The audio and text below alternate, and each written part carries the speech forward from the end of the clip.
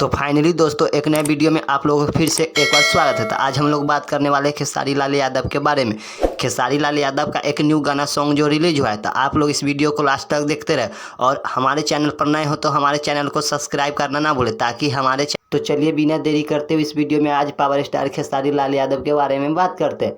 Power star Khesari Lal Yadav का एक new song जो रिलीज हुआ है, जो खेसारी म्यूजिक पर इस गाने को रिलीज किया गया है। गाने का टाइटल है माथावा पर जब टीका मारे लू सबसे प्यारे लागे लू जाने। यह गाना काफ़ी रिकॉर्ड तोड़ रहा है। यह गाना काफ़ी अच्छा भी है। आप लोग इस गाने के जाइए खेसारी लाल म्यूजिक पर सर्च कीजिए और सुनिए, काफ़ी बेहतर गाना बनाया गया। यह खेसारी लाल यादव का एक ट्रेंडिंग सॉन्ग होने वाला है जो काफ़ी धूम मचा रहा है यूट्यूब पर।